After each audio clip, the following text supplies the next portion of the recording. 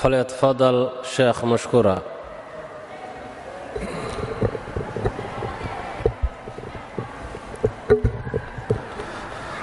بسم الله، الحمد لله، والصلاة والسلام على رسول الله.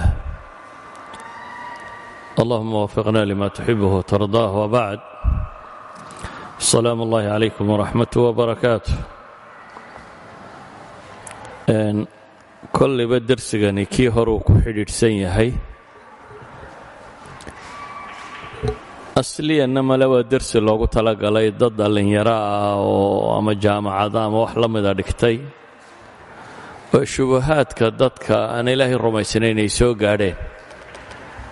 saa daraaddeed waa iska adag tahay dad waaweyne waayeeloo muslima in loo akhriya. markaynu soo duuduubno mowduucaynu ka hadnay wuxuu ahaa adilatu wujuud illaahi subxaanahu wa tacaala, adilada tilmaamaysa ilaahay jiritaankiisa iyo weynidiisa, oo ay culammadu yidhaahdaan cadada khalqi illaahi bay leegtay, waayo maa min makhluuqin ilaa huwa daliilun lilaahi subxaanahu wa tacaala. wax ilaahay abuuray ma jiro oo makhluuqaadka ka mida cir iyo dhulba jira ilaa iyo wuxuu caddaynuu yahay rabbi subxaanahu wa tacaala. laakiin culammada filosofiga iyo sayniska iyo cilmulkalaamka iyo qolyahaasi markay wada hadlayaan qaab ay u wada hadlaan baa jira oo ay waxu istidlaalaan. waxaynu maalintii hore soo tilmaamnay daliilkii loo yaqaanay daliilu tasmiim aw daliilu alcinaaya aw daliilu nadm, daliilkan farsamada ku tusinaya.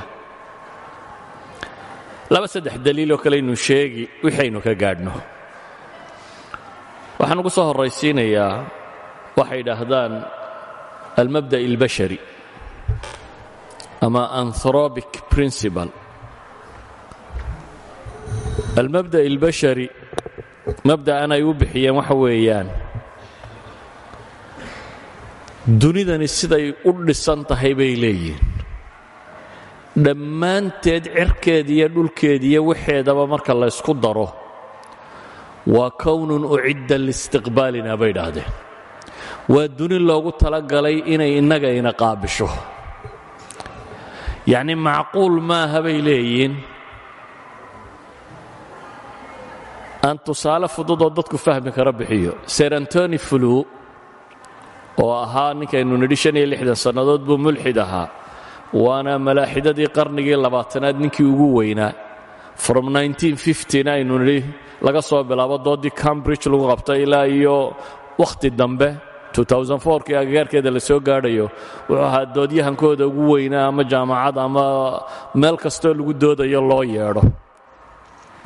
ser antony flu markuu qoray buuggiisaan la yidhahda there is a god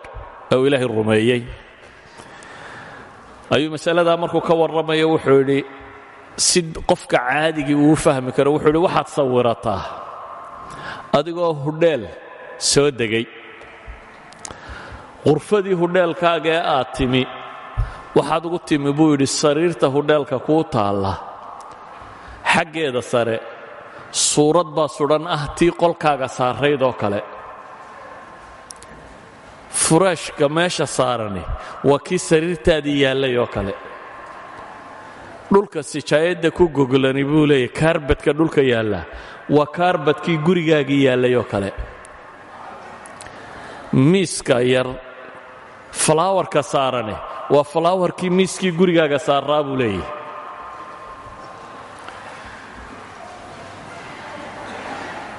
miiska caadigaa waxa saaran buu yidhi buggaasi waa gabay, waa kii aad jeclaydee gurigaagii aad kaga timid dabcadiisii ugu dambaysay oo miiska saaran baad ugu timi buu yidhi. waxaa meesha saaran buu yidhi jariidad, waa jariidaddii aad akhriyi jirtay markaad meeshaadii joogtay. tallaagadii qolka taallay baad furtay buu leeyahy, markaasaa waxaad ugu timi sharaabadii aad cabbi jirtay baa ku jira, jokolaatadaad cuni jirtaa ku jirta, biyaha dhaladii aad iibsan jirtay nooceedii baa ku jira. telefisyoonkaad furtay buu leeyay, kanaaladii aad dhegaysan jirtaa ku jirta, filimadii aad daawan jirtaa saaran, muusiga meesha ka socdaad maqashay, waa muusigii aad jeclayd ee gurigaagii aad ku dhegaysan jirtay buu leeyahy xamaamkii baad gashay buu leeyahy markaa WC-gii qolka ayaad gashay xamaamka waxaad ugu timi buu yidhi kalarka marsani waa kii marsanaa gurigaagii aad jeclayd waxaad ku aragtay buu yidhi shaambooga meesha saaran iyo saabuuntu waa kuwii aad isticmaali jirtay meel kastoo aad qolkan iyo intan eegta buu leeyahy wixii gurigaagii yaallabee yaalla waa maxay buu yidhi aragtidaad rumaynaysaa markaa ma waxaad rumaysanaysaa coincidence sudfa uun bal ilaahay amarkii qolkaagii unbaa la keenay meesha mise waxaad rumaysanaysaa buu leeyahy in cidi kaa warbixisay oo baahiyahaagoo dhan cidi ogayd oo dabeetana aad qolkan ugu timi wax allaaliya wixii aad u baahnayd buu leeyahy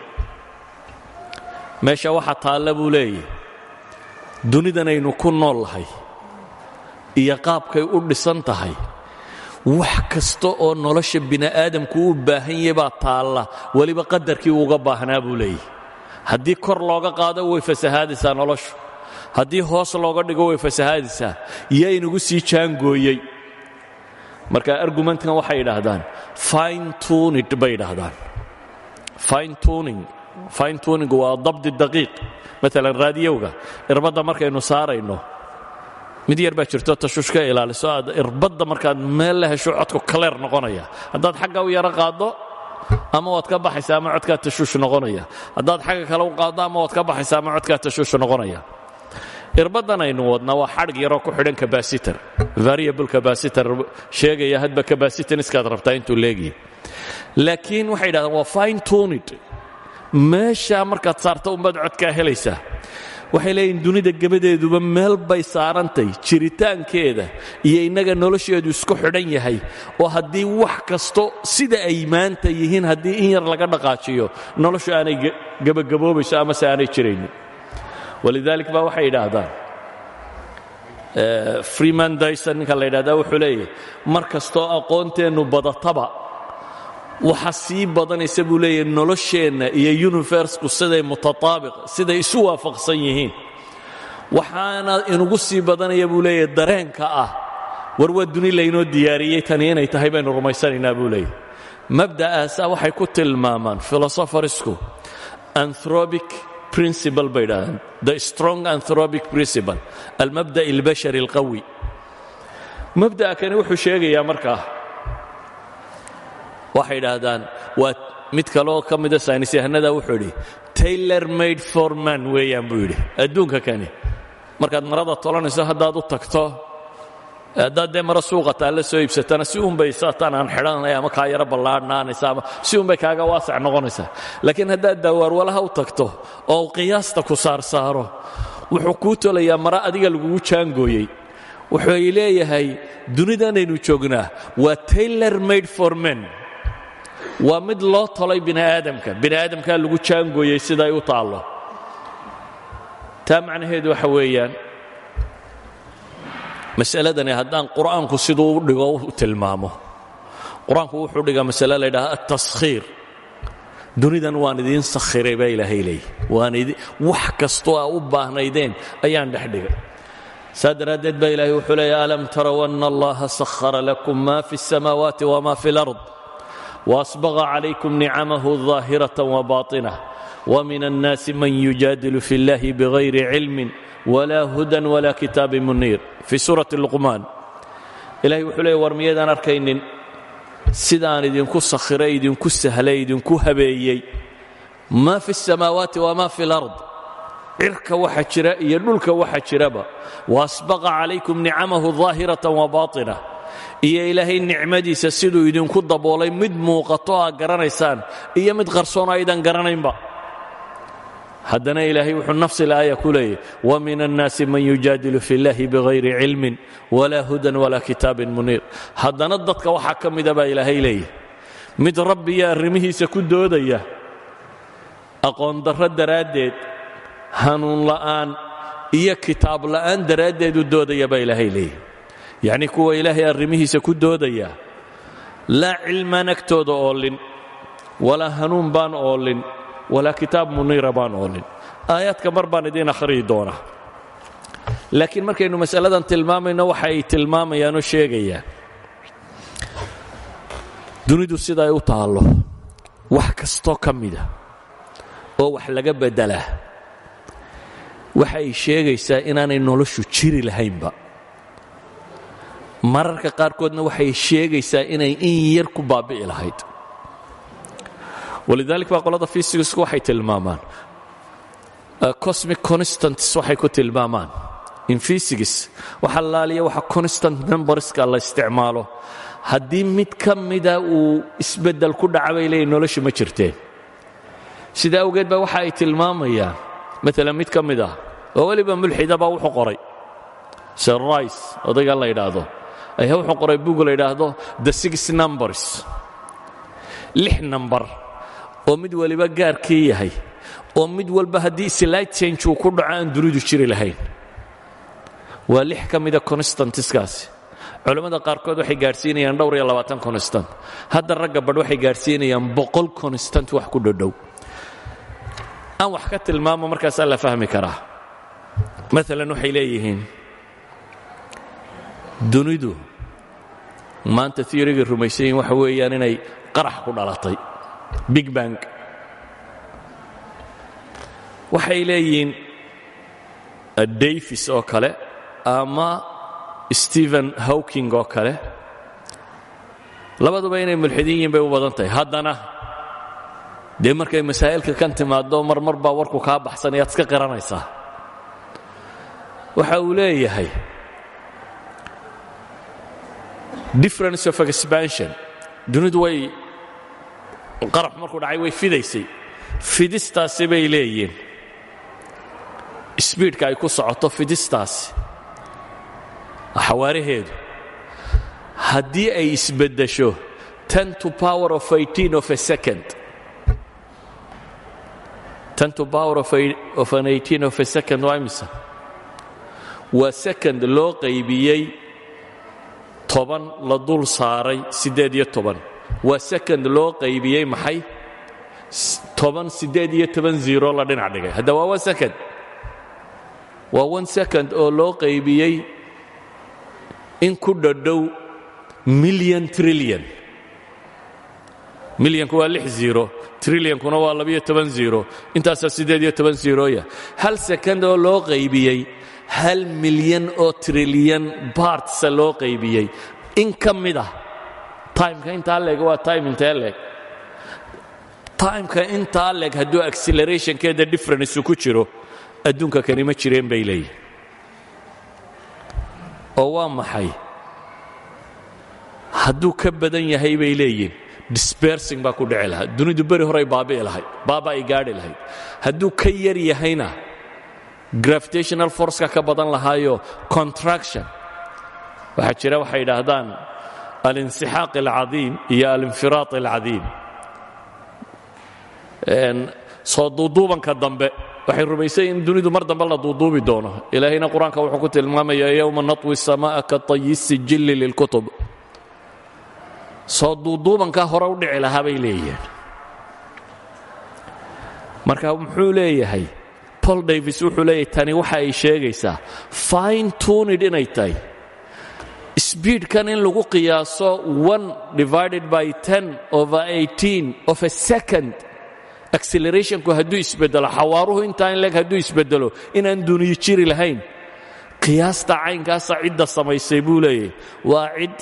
caqli badan oo wax badan ka fakaraysay waa intelligence baa ka dambeeya buu tilmaamaya waxay yidhaahdaan qaraxaas densitigiisu cufnaanta hadday in yar ka weyn tahay markiiba wuu dumi lahaa hadday in yar ka fududdahay markiiba wuu baxsan lahaa yacni ma jireen waxay tilmaamaan the four forces afarta quwadooda dunida ay wax ku qiimeeyaan waa electromagnetic force emf quwadda leydhka iyo quwadda gravitationka isjiidadka iyo labada quwadooda nuclearka ah strong nuclear force iyo weak nuclear forceka waa mas'alo ciddii physics dhigatun loo sharxi karo. afartaa quwadood bay leeyihiin, haddii mid waliba waa specific, in bay ku go'antay. in yar slightly haddii mid qudha laga bedelo, dunidu haba yaraatee ma jirteen bay ku tilmaamayaan. waxa ay sheegaan war meeshani ilaahay wuxuu leeyahay wakhalaqa kulla shayin faqadarahu taqdiira baa ilaahay yidhi. wax kasta rabbi waa abuuray, laakiin wuxuu abuuray isagoo jaangooyey jaangooyn qiyaas loogu talagalay iyadoo ku socota. maalan waxay tilmaamayaan wax kasta oo dunidan yaalla aan tusaalayaal kooban oo dadku caadi u fahmi karo wax ka tilmaamo. markay leeyihin kownun ucidda lana, waxay dhahdaan dhulka qoloftiisu, dhulku marka la dalooliyo hoos loo socdo, inta hoose waa maxay? waa dhoobo oo kale, waa melting, waa wax cajiin. marka qolof buu leeyahay, qoloftiisa meesha ugu yari waa 70 kilomitir. waxay dhahdaan qolofta dhulku intay haddatay hadday ka weynaan lahayd, dunida ugumayna nimaadeen bay dhahdeen wax oxygen iyadaa nuugi lahayd, wax carbon dioxide-ana looguma yimaadeen, that means noola kuma noolaadeen. hadday in yar ka yar tahayna waa cagsiga. maalan waxay leeyihiin atmosferka hawadan cufnaan bay leedahay, culays bay hawadu leedahay. haddii culayskeedu intaa ka fududaado, densitygeedu culayskeedu hadduu intaa ka fududiyay hawada, way kor bay u bixi lahayd. hadday kor u baxdana waxbay inagamay celiseen. iminka xidigaha dhaca iyo waxaynu aragno nayaazigta iyo shuhubka iyo waxaynu aragno dhan astrodiskaasi, xidig baa dhacday Soomaalidu tidhaahdaa, laakiin inama soo gaadho, wuxuuba dhulkay ku soo dhici lahayn bay leeyihin.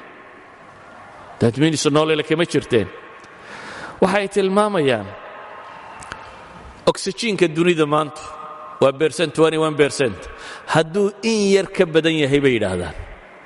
every 1% oxygenku uu bataa bay leeyihin, 70% buu kordhinaya inay dunidu gubato. macnaheedu waxa weeyaan oxygenku hadduu 22 ahaan lahaa, hadduu 21 ka yahay, hilaac kastoo dunida ka dhaca way guban lahayd. hilaacu markuu billig yidhaahdo kayntoo dhan baa ololi lahayd, wax jiraa ma jireen, magaalooyinkaa ololi lahaa. waxay leeyihiin cadceeddu intay inoo jirto, distanska inoo jirto, hadday ka fog tahay waynu engegi lahayn, hadday ka dhowdahay waa la guban lahaa. dayaxu inta uu jiro hadduu ka dhow yahay, badda caarigeeda mawjadaheedu labada goorba wuu ina qarqin lahaa, marna xagga kale uga bixi lahayd, marna waa ka guuri lahayd. hadday ka durugsan tahayna waa kadalik. dhulka wareegiisu bay leeyihin intuu yahay, hadduu ka dheerayn lahaa iyo hadduu ka gaabin lahaa labadaba nololi ma jirteen. hadduu ka gaabin lahaa macnaheedu waxa weeyaan habeenkaa dheeraan lahaa iyo maalintaa dheeraan lahaa sida planetiska kale, marna waynu guban lahayn cadceedda tirada badan leyna haysa, marna qabow baynu u dhiman lahayn qabowga tirada badan leyna haya. dhulku dayax maadaama uu magnetic fieldkiisu hayo tilted weeyaan 23 degree 27, wuu yaro qalloocabay leeyihin dhulku. qalloocaasi haddaanu jiri lahayna uu toosnaan lahaa bay leeyihin, dhulku sidaa u taagnaan lahaa. iminka waa yaro sidaa, hadduu sidaa u taagnaan lahaa bay leeyihin, roobka da'ah north bolka iyo south bolka labada qudbo qudha roobku heli lahaa, dhulka intiisa kalena saxaaray ahaan lahay.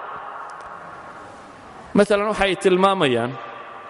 haddaanu tiltidhkaasi sidaa ahayn, ama roobka ama dabaylaha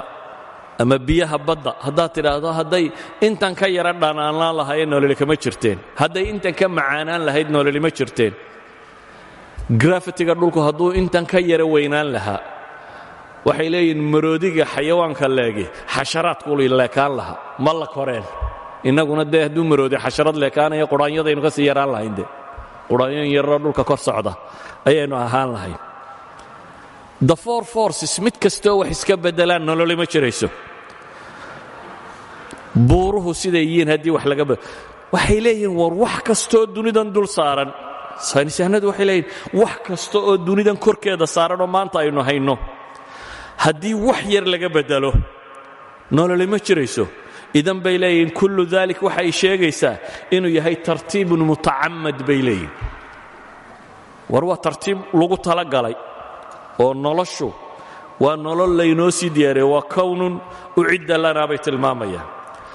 qadaayaadka ay sheegayaan haddaan sii tilmaamo waa waxayn runtii wakhtigu ku fillayn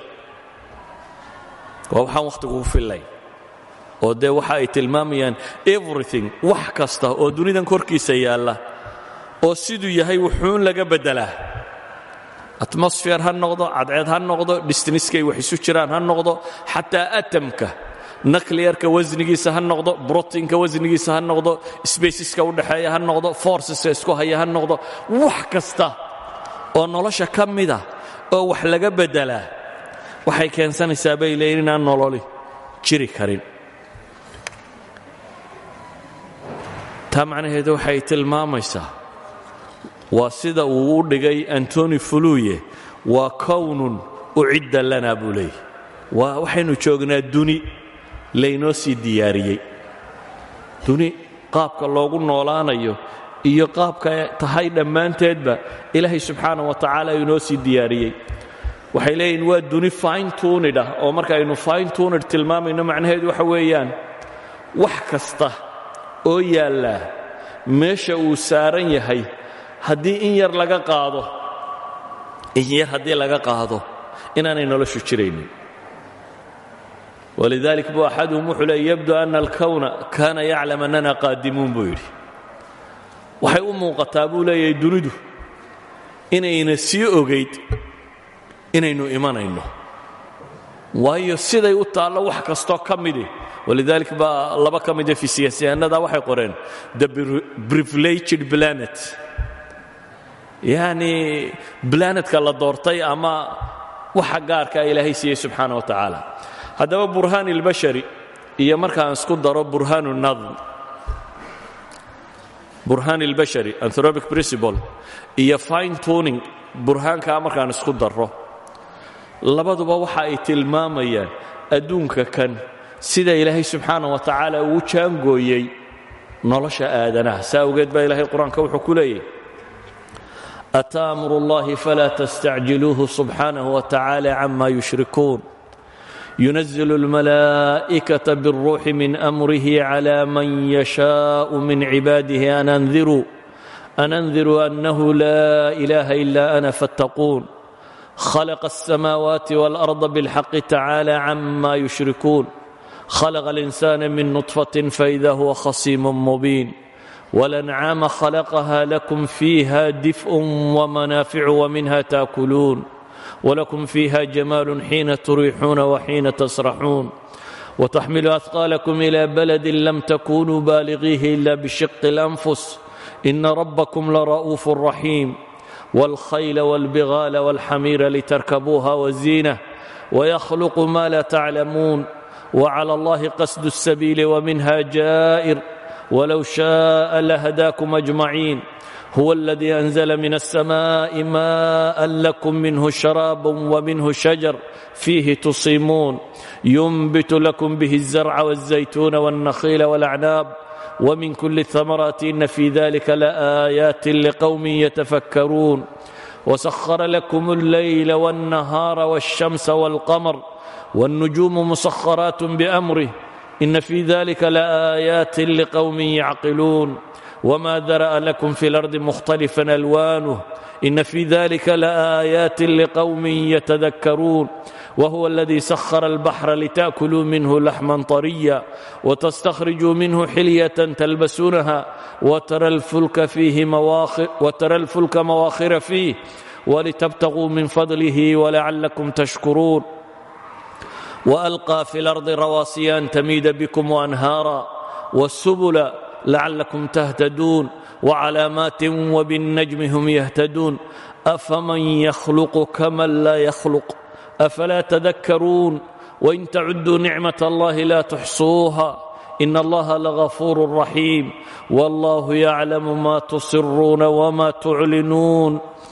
والذين يدعون من دون الله لا يخلقون شيئا وهم يخلقون أموات غير أحياء وما يشعرون أيان يبعثون إلهكم إله واحد فالذين لا يؤمنون بالآخرة قلوبهم منكرة وهم مستكبرون لا جرم أن الله يعلم ما يسرون وما يعلنون إنه لا يحب المستكبرين وإذا قيل لهم ماذا أنزل ربكم قالوا أساطير الأولين ليحملوا أوزارهم كاملة يوم القيامة ومن أوزار الذين يضلونهم بغير علم ألا ساء ما يزرون قد مكر الذين من قبلهم فأتى الله بنيانهم من القواعد فخر عليهم السقف من فوقهم وآتاهم العذاب من حيث لا يشعرون إلهي سبحانه وتعالى قرآنك إن بدن بمسائل كاسين وقعدي ألم ترى أن الله سخر لكم ما في الأرض والفلك تجري في البحر بأمره ويمسك السماء أن تقع على الأرض إلا بإذنه إن الله بالناس لرؤوف رحيم والذي نزل من السماء ماء بقدر فأنشرنا به بلدة ميتا كذلك تخرجون والذي خلق الأزواج كلها وجعل لكم من الفلك والأنعام ما تركبون لتستووا على ظهوره ثم تذكروا نعمة ربكم إذا استويتم عليه وتقولوا سبحان الذي سخر لنا هذا وما كنا له مقرنين وإنا إلى ربنا لمنقلبون الله الذي سخر لكم البحر لتجري الفلك فيه بأمره ولتبتغوا من فضله ولعلكم تشكرون وسخر لكم ما في السماوات وما في الأرض جميعا منه إن في ذلك لآيات لقوم يتفكرون ألف لام ميم را تلك آيات الكتاب والذي أنزل إليك من ربك الحق ولكن أكثر الناس لا يؤمنون الله الذي رفع السماوات بغير عمد ترونها ثم استوى على العرش وسخر الشمس والقمر كل يجري لأجل مسمى يدبر الأمر يفصل الآيات لعلكم بلقاء ربكم توقنون وهو الذي مد الأرض وجعل فيها رواسي وأنهارا ومن كل الثمرات جعل فيها زوجين اثنين يغشي الليل النهار إن في ذلك لآيات لقوم يتفكرون وفي الأرض قطع متجاورات وجنات من أعناب وزرع ونخيل صنوان وغير صنوان يسقى بماء واحد ونفضل بعضها على بعض في الأكل إن في ذلك لآيات لقوم يعقلون ألم تر أن الله يولج الليل في النهار ويولج النهار في الليل وسخر الشمس والقمر كل يجري إلى أجل مسمى وأن الله بما تعملون خبير ذلك بأن الله هو الحق وأن ما يدعون من دونه الباطل وأن الله هو العلي الكبير ألم تر أن الفلك تجري في البحر بنعمة الله ليريكم من آياته إن في ذلك لآيات لكل صبار شكور وإذا غشيهم موج كالظلل دعوا الله مخلصين له الدين فلما نجاهم إلى البر فمنهم مقتصد وما يجحد بآياتنا إلا كل ختال كفور أيها الأحبة intay gaaladu sheegaysay oo qur'aanan akhri intay ka warrameen hadday cirtay hadday dhultay hadday batahay hadday xoolatay hadday hawatay hadday roobtay ilaahay subhanahu wa ta'ala kitaabkiisa inoogu sheegay wuxuu nimcayno inoo diyaariyay intaasoo nimci inay sidan diyaar isugu ahaato oo dabeetana nolosha bini aadamku ay ku suurtowdo waxa diyaariyo kaliya rabbi subhanahu wa ta'ala ma aha wax coincidence ku dhaca wax kasto noloshan kamid iftiinka cadceeda ilaahay subhanahu wa ta'ala energy inaga siiya noloho dhami ku nooli way hadaan energy-geeda la haynin dunida wax chemical reaction oo ka dhici lahaaba ma jiro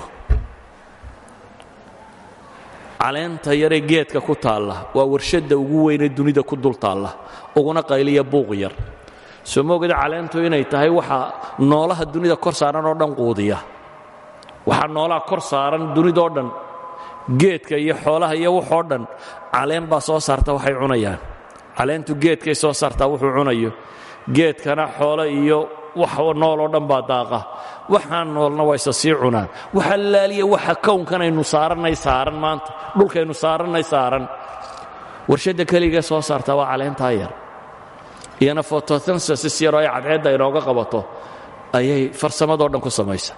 ilaahay subxaana wa tacaala ifkaasuu cirka ka keenay inta gamma rays iyo waxaa rayse violet caafimaadka waxyeelo oo dhan atmosferiga laynagaga celiyey spectrumka atmosferiska lightka soo dhaafaa intuu yahay waa inta nolosha ay u baahantahy 7 colorskan iyo inta yare ku xigxigta xataa badda markuu ku dhaco iftiinkaas maalan casaanku spectrumkan badda markay biyaha nalku ku dhaco casaanku 18 mitir buu ku dhammaadaa daadminis 20 mitir haddaad badda quustoo nabar kugu dhaco dhiiggaaga arki maysid waayo wax casaan la yidhahdaba kama jiraan yalowgu markaad 100 mitir gaadhaa buu dhammaanayaa greenki iyo buluugu waxay dhammaadaan maxay 240 mitir waayo iyagu waa kuwa photosynthesiska sida si dhirta baddu ay u baxdo noolaha badda ku jira si uu geedkiisu u bixi karo ilaahay subxaanahu wa tacaala nalalka kaloo dhan meesha sokaa lagu reebay laakiin greenka iyo bluego photosynthesiska waxa ay ka kariyaan dhirtu cunnada ka sameeyaana ilaahay wuu sii daayey ilaahay ay ka gaadhaysa 240 mitir roobka cirka ka soo da'aya biyaha ilaahay wuxuu ka dhigay dissolvable wax kastaaba ku milmi karaan inta ugu badan mineralsku waxay ku milmaan waa biyaha roobku markuu soo da'o ee webiyadu dareeraan 5 bilyan oo tan oo chemical bay badda geliyaan oo nooluhu u baahan yahay hadduu dhulku abaarsado baddana waa abaarsanaysaa roobkaasi hadduu di'i waayo ilaahay muxuu yidhi wa fi samaa'i risqukum wamaa tuucaduun cirkaasay jirtaa baa ilaahay yidhi arsaaqdiinna iyo waxa laydin yabohay dhammaantii roob hadduu di'i waayo kalluunkuna wuu dhammaanayaa badda waxa ku jiraana waa dhammaanayaan waayo mineralskay dhulka ka helayeen oo dhan heli maayaan bale oxygen ku filan heli maayaan waayo roobka badda hela waxyaabaha uu badda geliya waxaa ka mida oxygenka saa daraaddeed kalluunka laftiisaa abaarsanaya hadduu roob heli waayo noloshan sidan u dhisan ee ilaahay subxaana wa tacaala saatan u sameeyey biyuhu khasaa'ista ay leeyihiin noolaha kaloo dhamme ma leh chemicalska kaloo dhamme ma leh walidaalik biyuhu markay 4 degree gaadhaan baa densitigoodu ugu culus yihi hadday ka hoos maraan waa maxay wuu fududaadaa waa sababta ilaahay ugu talagalay in badda waxa ay ku nool yihiin wa ilaa hadday 0 degree markay sii gaadhaba hadduu densitigu sii cuslaanayo barafku hoostuu mari lahaa iminka barafku dushuu sabeeya hoostana biyaha sabeeya haddii biyuhu ay la mid noqon lahayn materialka kale markay sii qaboobaanba densitigu culayskuu sii badan lahaa oo biyuhu barafku hoosta maro noolaho dhamma waa dhiman lahaa ilaahay markuu wuu kala bedelay baddaa waa la dhanaaniyey lowlaa aanay dhanaan ahayn dunida qurumuun baa loogu dhiman lahaa milixdaa ay tahay ee leedahay ayaa badda waxa ku bakhtiyey iyo waxaynu ku gurayno iyo waxoo dhan urtooda bedeli lahaa wa ilaa dunidoo dhamme ur bay u dhiman lahayd hadday biyaha baddu macaan yihiin waxaynu isleenahay hadday baddu inoo macaanaato mala biyaad ka dhergi lahayd baad isleedahay maad noolaateen yacni noloshan sida ilaahay u dhiga ay u taallo hadday bad tahay iyo hadday barri tahay hadday xayawaan tahay hadday miqdaarka biyo ee cirka ka soo da'aya tahay hadday temperature tahay hadday yacni dhulku waxay dhahdaan ilaa 100 degree buu temperaturekiisu kala sarreeyaa marka loo eego equatorialkiisa iyo maxay iyo north polkiisa haddaanay sidaa ahaan lahayn bay leeyihin nolosha ma jirteen wax kastoo innaga aynu isleenay malaa sida kalea ku fiicnaan lahaa scientifically waxay leeyihin hadday sida kale ahaan lahayd noloshu ma jirteen taa macnaheedu ayuha alikhwa waxa weeyaan dunida tan aynu ku nool lahay waa halkaa uu ninka saynisyahankay ka leeyahay waa tailor made for man buu yidhi waa bahal loo dawaariyey bini aadamka loo dawaariyey wa ilaa intanoo dhamm inay sudfa ku dhacdo koojanis ay ku dhacdo waa waxaan suurtagal ahayn waa anaynu shalay soo tilmaamnay wax allaaliya waxay sheegayeena koojaniskoo dhamm inaan waxba ka jirin waa laba daliil waxa aan sheegay mid waa qadiyatu taskhiir ama mabda anthropic oo ah bini aadamka noloshiisa in waxaan loogu talagalay in kownkan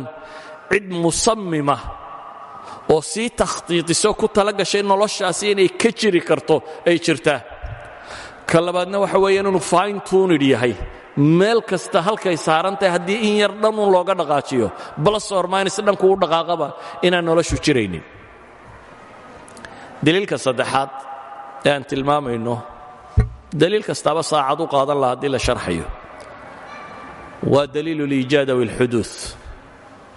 waa daliilkay falaasafadii horena deliishan jirtay, culammadii mutakalimiinta ee muslimiintuna deliishan jireen, thomas aquin iyo qoladii dambe kristanka ahaydna ay deliishan jirtay, ilaa haddana dad badan ay deliishadaan. daliil ulxuduud aw daliil uliijaad waxa weeyaan aayadda qur'aan ee ilaahay leeya am khuliquu min hayri shayin am hum alkhaaliquun am khalaquu الsamaawaati wاlard bal laa yuuqinuun. ilaahay wuxuu leeyahay am khuliquu min hayri shay, dadka ma wax la'aan baa la abuuray, miyay iska ahaadeenuun, miyay iska samaysmeenuun? am khuliquu min hayri shay am hum alkhaaliquun, mise iyagaaba is abuuray. frank allen nin la yidhaahdo professor 40 years professor ahaa oo qadiyaddan raba inuu mithaaliyabaa wuxuu yidhi dunidu xaggay ka timi haddaynu isweydiinno 4 jawaaboodunbaa jira buu leeyay. jawaab shanaad ma jirto. 4 jawaaboodunbaa suurtagala. inaad tidhaahda buu yidhi waynu riyoonaynaa duniba ma jirto, waxbaba ma jiraan. hadda filosofarska qaar baa sidaa ku dooda oo yidhaahda aniga waxa iga baxsay, adigu inaad jirtiyo inaanad jirin ma ogi. idealismka qayb ka mida saa aaminsan. wuxuu aaminsan yahay waxay yidhaahdaan wixii maskaxda ka baxsani waa mututuulka maskaxda inuu xaqiiqiya inaanu ahayn lama caddayn karo. saasay qaar u fakereen. laakiin wuxuu leeyahay inaynu wax dareemayno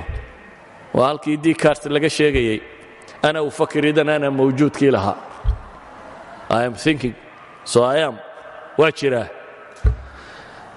qoladaasi buu leeyahay muran badan ku bixin maayo. ka labaad waa inaynu nidhaahno maxay? waa la abuuray oo cid kaloo azaliya abuurtay, oo aynu nidhaahno dunidu waa xaadis, waa timi, mar bay bilaabantay. ka kale waa inaynu nidhaahno iyadaaba azaliya, eternityga iyadaa leh, weligeedba way soo jirtay, sidana way u jirtay. Gelonius filosofarkii la odhan jiray maxaa la yidhaahdaa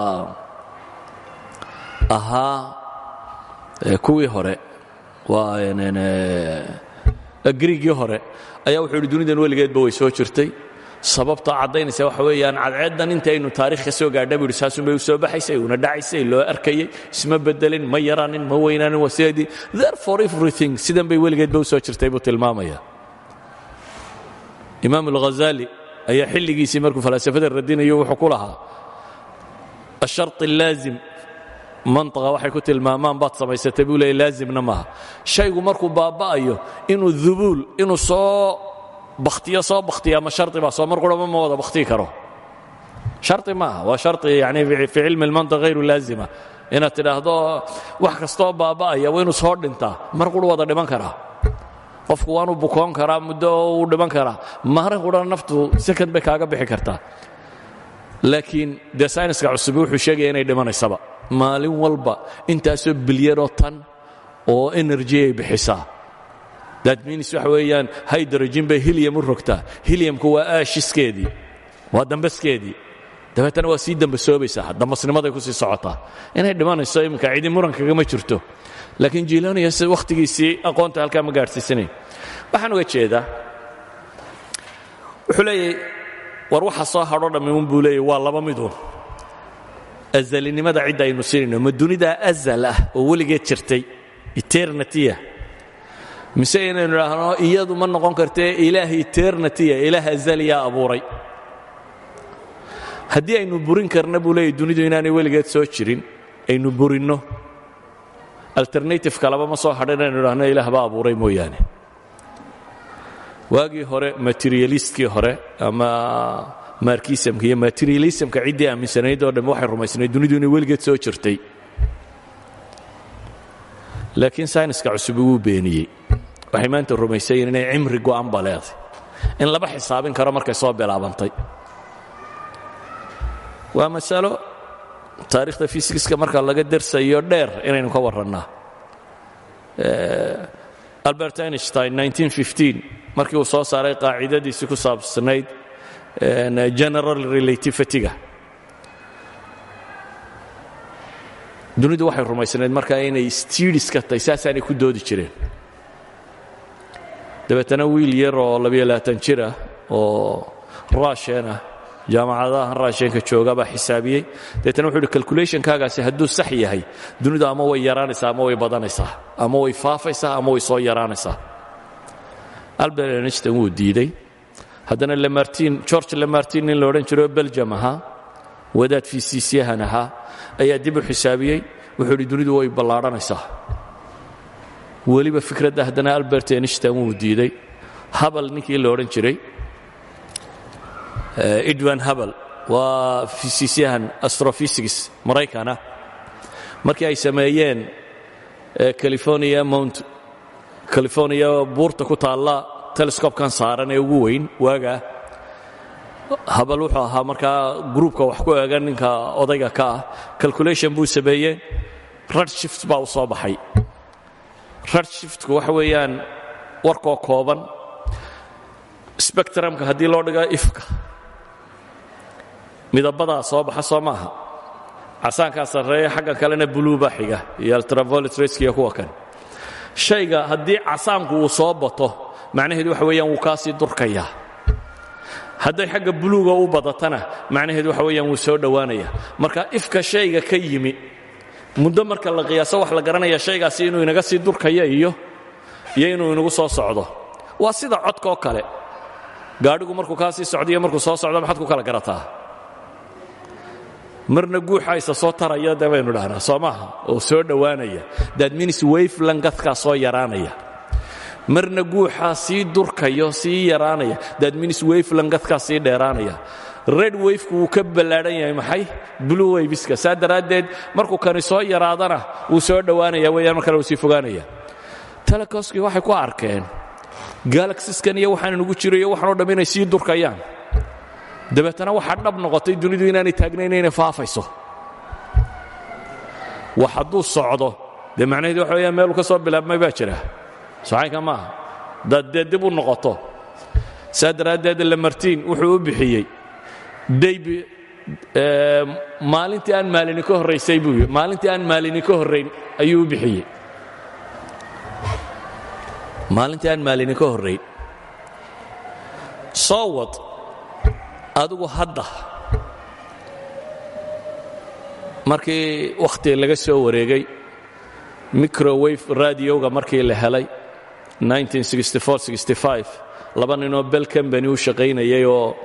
hoon anteena samaystay anteenooyinkan satellite-yada lagu eego dhankooda si ay signalska u qabtaan ayuunbaa tashuush ka bixi weyday akhiiran waxaanay filayn unbaa kaga soo baxay oo ah cosmic microwave waxay ku tilmaamaan cosmic microwave-ku waa microwave-yadan aynu shidanno radiationkay soo saaraan oo kale oo ay leeyihiin qaraxii dunidu markay bilaabantay ee qaraxda qiiqi ka hadhay weeyaan markay baashu qaraxday koowaad bugtii hore qiiqii ka baxay oo inuu qiiqaa yahay maxaa lagu caddayn karaya waxay leeyihiin waa in everywhere laga helaa labada nin 1978 baa nobel prize lagu siiyey haddana 1989kii dayaxgamceedadii uu maraykanku dirayey ayaa la yidhi bal halkankeedii qiyaasanoo 3.something waa la hayaaye cirka iyo meelaha kalena ha la soo qiyaaso isagoo nafsu magnitude baa laga hela magnitudekiina la sidiya baa laga helay haddana 3 brofesoro kale lagu siiyey nobel prize haddana 2011kii markii ay arkeen supernovada ay haddana xisaabiyeen bay waxay garteen accelerationka bahalku qaraxu accelerationkii uu ku socday haddana nobel prize kale lagu bixiyey 3 jeer bay dunida nobel prize lagu bixiyey bahalkaa qarxee la sheegayo idan waxay leeyihiin warkiinnii odhan jiray ay odhan jireen dunidan weligeed bay soo jirtay waa beentiin saynisku wuxuu leeyay beri dhowayd bay bilaabantay aan siiba fogayn adduunka kani beri dhowayd aan siiba fogayn ayay bilaabmeen caddaymo badan baa la hayaa bay tilmaamayaan waxaa ka mid ah second law of thermodynamics waxaa ka mid ah microwave radioga waxaa ka mid ah yani big bang theory waxa ku xidhiidhsan oo dhan waxaa ka mid ah helium maxaa la yidhaha hydroginku proportionka ay dunida u joogto waxaa ka mid ah yacni iminka evidence tiro badan bay hayaan oo ay ku caddaynayaan inay beri dhowayd bilaabantay yaa bilaabay markaabaa isweydiin leh from singularity waxay leeyihin atom materialka iyo energyga iyo timeka iyo spaceka wuxuuba mar quray wada bilaabmeen yaa bilaabay allahu badiicu الsamaawaati wاlard waxaa jiray wakhti baa ilaahay leeyay kaanataa ratqan fafataqnaahuma maray bahashuba kuus yar ahayd waanu kala dillaacinay baa ilaahay leeyay subxaana wa tacaala walidalik baa ninkan la yidhaahdo krieg PhD-diisii wuxuu ku qaatay waxay u bixiyeen kalaam cosmic argument kalaamka ma garanaysaan waa cilmulkalaamkii muslimiinta cilmulkalaamkii muslimiinta masaladan daliisan jiray dabeetana intuu eraygii soo qaatay ayuu wuxuu u bixiyey kalaam cosmic argument maxaa la yidhahdaa birmingham university buu PhD-giisa kaga qaatay isagoo qaacidadan yar oo uu leeyahay imaam alghazali baan ka soo qaatay imaam alghazali fii kutaabihi almaqaasid wuu ka soo qaatay buu PhD ku diyaariyey qaacidadu waa intaanu two premises iyo natiijo premiseska koowaad waa every cause waa qaanuunu sababiya wax kastoo xaadito kastoo dhacdoo mar bilaabantaa sabab bay leedahay xaadito kastoo waxbaa iska dhacay miyaad aqbalaysaa maya caqliga bini aadamku sidaaba uma samaysna bay leeyihin waa waxay ku tilmaamaan maxay axiomisku waxa weeyaan waa qaanuunka uu ku salaysan yahay filosofiga iyo sayniskuba axiomisku waxa weeyaan wax kastoo dhacayn sabab loo raadiyo haddii aad rumaysato wuxuu inuu iska dhacay dee sabab uma baahnid daadminiskawnkuba fawduu noqon lahaa biyaha marna laydh isu bedeli lahaa marna waxanbacaynka wax waliba dee iska dhici kari lahay laakiin wuxuu wax la darsi kara iyo cilmi inuu noqdaa waa inuu reasoninka aqbali karaa brimiseskaas bay leeyiin bini aadamkao dhan baa isku waafaqsan duniduna mar bay bilaabantay waa brimiseska labaad kaana waxay leeyihin sayniska iminka caddeeyey muran uma baahna qoladii murmi jirtay meesha way ka baxday fred hall nin la yidhahdo mulxid ahaa ayaa wuxuu isku dayay inuu keeno theory la yidhaahdo steady state theory sida saliska bini aadamku ay u samaysmaan dunidu weligeedba way iska jirtee marka wax cusubbaa samaysmoo caynkana isna theorygiisii wuu socon waayey multiverse theory bay isku dayeen wuu socon waayey all the other theories lama hayo theory quraal haya waxa weeyaan waa big bang inay bahashani mar qaraxday su-aashii wax weeye ayaa qarxiyey yaa sameeyey xaggay ka timi ilaahay baa wuxuu ina leeyahay am khuliquu min hayri shayin am hum alkhaaliquun am khuliquu ma waxaa la abuuray min hayri shay wax la'aan miyaa la abuuray am hum alkhaaliquun mise iyagaa ah baa ilaahay leeyahy subxaanah wa tacaala kuwa wax abuuray labadaa midna ma jirto haddaanay midna jirin waa maxay khaaliq inay leedahay baa soo hadhay iyana waa daliil falsafiya in la sharxaa wakhti badan u baahan ictiraadaadkiisa in laga jawaabo wakhti badan u baahan qadaayadkiisa scientific proofka ay dhinac wadaan wakhti u baahan laakiin waxaan ku talagallay uun duuduub ahaan inaan tilmaamno marka hadda waxaynu tilmaamnay saddex daliiloo adilladay sheegaana midi waa inay dunidu fine tuned tahay inay meel saaran tahay oo 1 divided by 10 to power of 18 of a second in leeg hadday wax isbeddelaan inaanay jiri lahayn wax kasta oo la qiimeeyaana siday hadda yihiin haddii wax yar laga beddelo inay kharribmayso kaasi waxa uu sheegayaa bay leeyihin qorshe inay dunidan ka dambaysay ilaah muriida oo doortay meel waliba inay sida noqoto biduuni iraada ma dhacdeen caliima oo og hadday sida kale u dhacda inay xumaanayso xakiima oo halka ugu quman u doortay qadiira oo awoodi kara inuu doorashada yeelan karo ilaaha sifaadkaa leh sooma maqashaan culamaa ilkalaam oo ka warrama asifaat sabca sifooyinka toddobada ay sheegayaan waxa weeyaan waa kuwa mentali qofku isagoo aan sharciba eegin inuu kownkan ka fahmi karayo ilaaha sameeyey inuu kuwaa ku sifoobo inuu caliimiyey inuu qadiiriyey inuu xakiimiyey inuu muriidiyey yani sifooyinkaasi waxay leeyihiin lojiga caadiga bini aadamkaa tilmaamaya saa awgeed waxaynu leenahay fine tuned bay dunidu tahay maantana aqoon-yahanku intooda badani waa tilmaamayaan haddana fine tuned ha ahaatee meesha ay ku sallaxantaa meeshii noloshu ku suurtagalhaydoo qura oo iyana waxay leeyiin waa mabda' ilbashari cid ina ogayd inaynu meesha iman doonno ayaa inoo sii diyaarisay waa kaa uu leeyahay antony flu waa qurfadaada laga soo diyaariyey uunbuu leeyahy waa inay jirtaa cid baahiyahaaga garanaysa wax kastoo aad u baahan tahay oo halkan sii dhigtay markaad caloosha hooyadaa ku jirtay waxbaad u baahnayd baahidaada ilaahay halkaasuu dhigay markaad ka soo baxdo waxbaad u baahnayd halkuu keenay caloosha hooyadaa markaad ku jirtay ilkamaad lahayn waayo umaad baahnayn markaad si dabadda timi ilkaad u baahatay waa laguu soo bixiyey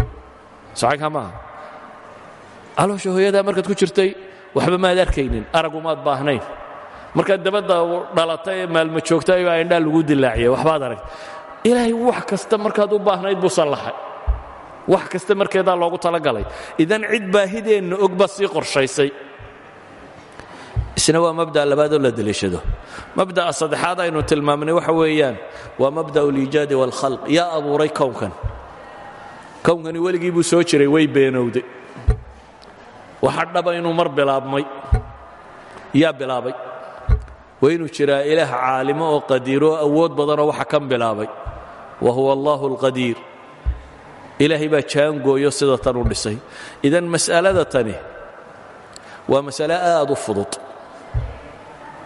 marka ay joogto dee adduunka waxa ku noolinaa inay rumaysayin bay u badan yihin weligeedba minority group yar bay ahaayeen malaaxidadu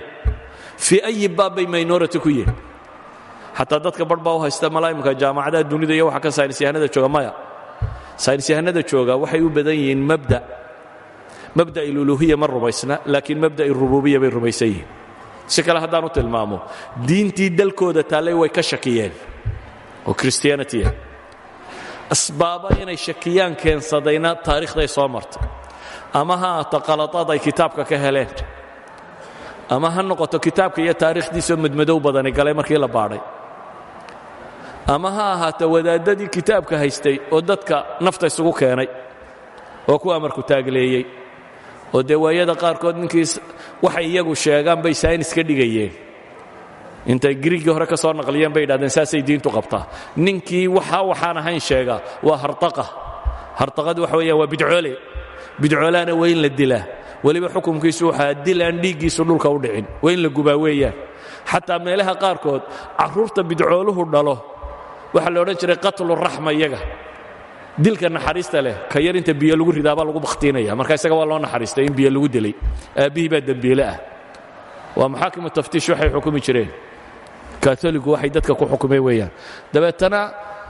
dee nin arkaya xidig wareegaysoo laleeyahy ma wareegaysa haddaad tidhahdo way wareegaysaa waa lagu dilaya wuxuu leeyay diintaad haysata waxba kama jiraan laakiin akaruhum waxay rumaysan yihiin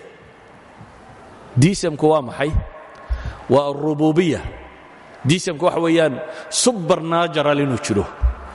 war dunidani ilaah la'aan ma jiri karto cid samaysay baa jirta laakiin wadaadadani diintay sheegayaan sax maaha bay leeyihin akaruhum baabkaasay taagan yihin maxay hore ugu socon waayeen innagaa habsaannay innagay ahayd inaynu keenno maxay diinta sax ee fajwadan buuxinaysay ee aan ka hor imanaynin saynisku xaqaa'iqdu gaadhana aan diidaynin waayo galileo dooddiisii waxaa ka mida markii maxkamadda la taagayey ilaahay kitaabkiisu buu yidhi iyo ilaahay kownkiisu afcaashiisu marnaba in isburiyaan suurtagal maaha socaynkaa maaha imaa kitaabkuunbaa wax ka qaldanyahin oo aan kii saxa ahayn imaa fahamkaynu kownka fahamnay unbaa wax qaldanyahin laakiin inaynu idhahno dunidana ilaahay baa abuuray kitaabkanna ilaahay baa soo dejiyey haddana isku wax sheegi maayaan waa waxaan dhici karin ilaahay markuu hadlayay miyaan wax ogayn wixii uu abuuray waxaan ahayn buu ku hadlay macquul maaha saa daraaddeed iyaga mashkiladda qabsatay waxa weeyaan kitaabkoodii iyo kownkii baa isu waafiqi waayey saa daraaddeed baa diindarro badan ku riday kitaabkoodii iyobaa isu waafiqi waayey maxay iyo kownkii laakiin innaga waxaan leenahay مسألة كستو حقيقة علمية هذا ما هي ثيوري حقائق علمية وإحنا وثيوريس هايبوثيسيس وإحنا وحقائق مسألة حقيقة علمية وكتاب يسوع كسور جدا ما جرته سيدا وجد بو ابن تيمية كتاب كيسي وينايا كوبيا توانك مجلده هذا هو قري وحي اللي ورن شري محي درء تعارض العقل والعلم ميوها إن وكهرتجا إن إسبوريان عقلك يا علمك حق الرب كيم marka waxaan leenahay mushkilada dunida taagan waa idinka iyo aniga iyo inta muslimka inaga dambaysa waayo inaga waxaynu dadka gaarsiin kari weynay sidii kownka iyo ilaahay kalaamkiisa ay isu waafaqayeen ay dadku uga bixi lahaayeen diin la'aanta iyo atheismka waxa keenay marka inay ka cararaan diin ay u arkayeen inay qaldaneed wallahu a'lam billahi tawfiq jazakallahu khayral jazaa ilaahay subhanahu wa ta'ala miisaanka xasanaadka u saaro sheekh